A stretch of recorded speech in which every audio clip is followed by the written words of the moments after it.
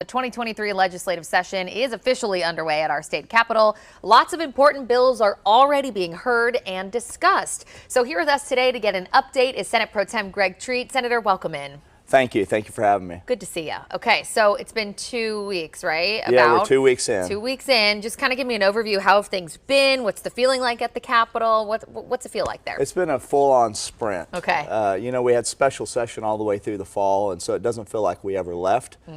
And we picked up right where we left off late this fall. Wow. Okay. And so we're already starting to dive into some of the big ticket topics that people have been really concerned about. One of those being education. So I think it was yesterday, House Speaker Charles McCall introduced the Oklahoma Parental Choice Tax Credit Act yesterday. Just for our viewers, want to run down kind of what this would entail. $5,000 in credits for private school parents, $2,500 for homeschooling parents. That's just kind of a brief overview there. My question to you is, we know school choice has been a big topic. Thoughts on that approach, and is the Senate going to maybe choose a different path? Well, you know, I tried to advance school choice last year. We fell a little bit short. Still a very big proponent of school choice. That bill that you referenced also has about $500 million going into public school in a different way, trying to load it toward rural schools. But we just got the bill yesterday, still trying to analyze it, and it went through their committee. So it'll have to go off their floor and then come through our normal process. So you anticipate changes before it kind of makes it to you guys, or? I don't know. I think they'll probably send it to us as it is, but we will take a look at it and make any modifications or ask for any reform that our caucus thinks is necessary. Okay. Let's talk about Senate Bill 482, which passed unanimously right out of the Senate Education Committee, raising the base teacher pay to a minimum of $40,000. Let's talk about that. Yeah. So Senator Pugh has a plan too. It should get coverage as well. He's got about $500 million going into public education this year as well. He's got maternity leave, some school safety issues in there. But the way that Senator Pugh framed it is there are step raises. So if you're at 5 years, 10 years, 15 years, where we're seeing teachers leave the profession. So it's much more targeted. And we'll look at the two and see where we can find some common ground. Do you think that minimum of $40,000 in general is enough to keep teachers here in our state? Well, I think we've shown a continued commitment to improving that. 3 or 4 years ago, when we had to pass all the revenue, we made a commitment to try to stay on the top of our region, and we intend on keeping that promise.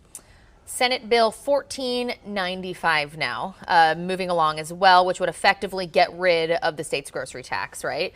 Why has that been such a priority this session, you think? Well, you know, with rising prices, you hear about egg prices, you hear about milk prices. People are filling it at the grocery store, and so that's a topic of conversation. The Senate has chosen to look at it overall on comprehensive tax reform. How do we help the most Oklahomans and incentivize investment in our state? And so we've got a working group that's going to work with the governor and the House to try to come up with an agreement there. And the flip side of getting rid of the grocery tax, there's been some concern there about what that would mean for some of our state's budgetary reserves. Thoughts on that? Yeah, so the grocery sales tax, the state portion is 4.5%. Municipalities depend on sales tax greatly. I mean, especially small towns. The grocery store may be the only revenue producer for that town. So we've got to be really judicious in how we handle it to make sure we don't hamper their ability to fund police, fire, and other critical services. Sports betting now. That was another big topic. House Bill 1027 cleared its first hurdle this week. It does still seem like, though, there's a bit of back and forth on how the state and the tribes would really go about this. It seems like there might be a lot more to work out here. How do you anticipate this looking if it gets to the Senate? Yeah, it's still in its infancy right now. That issue's been batted around for about 5 years. Oklahoma is a lot more complicated than every other state because we have 39 tribes, sovereign nations within our state, and there's exclusivity on gaming. So we've got to work through how does it impact existing compacts? How do we handle it? Do they have statewide jurisdiction? Do they have digital? So there's a lot to work through, but Luttrell on the House side has passed that, and Senator Coleman's the author of it. We look forward to seeing how that advances. What are some other topics that I didn't bring up here today that you want to tell our viewers about that are coming down the pipeline? Yeah, well, you're going to see a lot of emphasis on workforce development. The biggest thing when we're trying to recruit employers to Oklahoma is a lack of workers. The good thing is almost everyone is employed.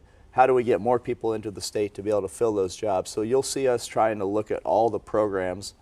There's hundreds of millions of dollars that flow through the state from the federal government, from state entities, and we've got to coordinate those better. And you'll see us talking a lot about that over this session. So workforce development, and then obviously the state's budget, things like that. Yeah, we've got about a $3.2 billion surplus Okay. right now, but it's not all even. So there's $1.2 billion in the rainy day fund. We can't tap that unless we have a major emergency. And so you take that off, and then we've got money set aside about $1 billion for economic development. So you start to winnow down that savings really quick. We're in a great position, but we want to make sure that we don't just make a decision on the fly that hurts future legislatures. So 2 weeks in, I know we have a long way to go, but we appreciate you coming on here today. I think it's really important to give our viewers just as much as we can about what's going on at the Capitol day to day, because it's so much happens, right? There is, and, Yeah. and very few issues get the attention. The more sensational social issues get all the attention, but there's a lot of other work that's going on. Sure. So we appreciate that, and we wish you the best of luck as you continue on the session, and I'm sure we'll have you back here in a couple weeks to get another update. All right. We appreciate you. Thank you so much. Okay.